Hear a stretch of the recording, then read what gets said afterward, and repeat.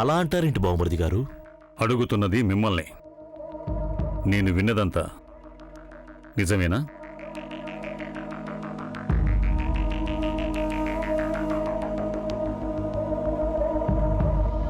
మొత్తానికి ఆ పిల్ల గంగ నోరు విప్పి చెప్పేసినట్టుంది. నేను ఎంత బెదిరించినా లెక్క లేకుండా పోయింది దానికి.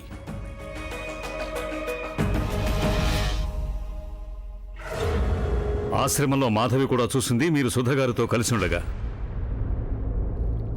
మీ ఇద్దరి మధ్య మాటలు కూడా వింది. ఏమిటి దానికి అర్థం?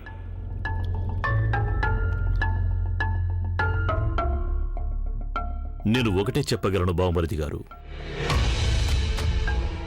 ఎన్నోసార్లు మనం కళ్లతో చూసినా చెవులతో విన్నా సరే అది తప్పై ఉండొచ్చు.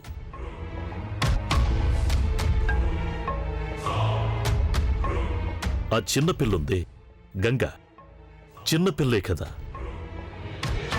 ఇక చెల్లెమ్మ సంగతి అంటారా? అవును, సుధగారికి నాకు మధ్య వాదన జరిగింది. ఎందుకో తెలియదు గాని ఏదో అపార్థం చేసుకున్నట్లుంది. నేను తనకి సాయం చేయాలనుకున్నాను, కానీ ఆవిడేమో ఎలా ఊహించుకుందో నా మీద చేయి చేసుకుంది. బావమరిది గారు, నీకు నా గురించి తెలుసు కదా. విషయం ఏదైనా సరే నా మీద ఎవరైనా చేయి చేసుకుంటే సహించి ఊరుకుంటానా? నేను ఊరుకోను కదా. అయినా కూడా మౌనంగా ఉండిపోయాను బావమరిది గారు. ఎందుకో తెలుసా? ఆ సుధగారు ఒక స్త్రీ కనుక.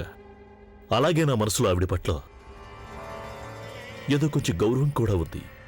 అందుకనే చెంపదెబ్బతిని కూడా ఊరుకున్నాను నేను. ఈ విషయాన్ని పెద్ద చేయడం మంచిది కాదనిపించింది నాకు. కానీ బావమరిది గారు, లోపలే తల్లడిల్లిపోతున్నాను నేను సుధగారి అపార్థాన్ని తొలగించాలనుకున్నాను, కలవాలనుకున్నాను ఆవిడ్ని. అక్కడ పారాయణం జరిగేటప్పుడు ఆవిడ్ని కలుసుకునే అవకాశం దొరికిందంతే. చేతులు జోడించి మరీ నేను ఆవిడ్ని వేడుకున్నాను. నేనేమన్నానంటే, మీరు కావాలంటే నన్ను ఇంకో 4-5 చెంపదెబ్బలు కొట్టొచ్చన్నాను. కానీ నా ఉద్దేశాన్ని అనుమానపు దృష్టితో మాత్రం చూడొద్దన్నాను. నేను సుధగారిని తప్పు పట్టడం లేదు, ఎందుకంటే నాకావిడ ఈ మధ్య పరిచయం అయ్యారు. కానీ అయిన వాళ్ళు అలా కాదు బావమరిది గారు.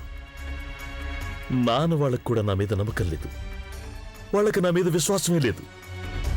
నమ్మకం కనుక ఉండుంటే బావమరిది గారు, మీరు నన్ను ఇలా ప్రశ్నించి ఉండేవారే కాదు. మీరు సుధగారి దగ్గరికి వెళ్లేవారు, ఆవిడతో మాట్లాడి తనకి వివరించి ఉండేవారు. నేను మీ చెల్లెలు సుమలతకు భర్తనవుతాను బావమరిది గారు. దైవసాక్షిగా చెప్తున్నాను, ఇంతవరకు నా జీవితంలోకి వేరొక ఆడది రానేలేదు. నేను పరాయి స్త్రీని ఎన్నడూ కన్నెత్తి కూడా చూడలేదు బావమరిది గారు. ఎందుకో తెలుసా? నా జీవితంలో మీ చెల్లెలుకున్న స్థానాన్ని వేరొకరికి ఇవ్వలేను.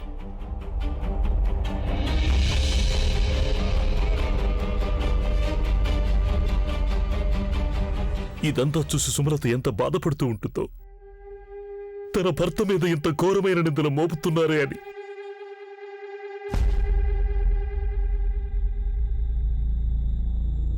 నేను ఎక్కువగా మాట్లాడను బావమరిది గారు. నేను ఎక్కువగా చెప్తే నన్ను నేను కాపాడుకోవడానికి ఏవో సాకులు చెప్తున్నాననుకుంటారు. నేరం చేసిన వాడే సంజాయిషి చెప్పుకోవాలి. నేను ఎలాంటి నేరమూ చేయలేదు. ఇప్పటికీ మీకు నా మాట మీద నమ్మకం లేకపోతే మీరే వెళ్లి సుధాగారితో మాట్లాడొచ్చు.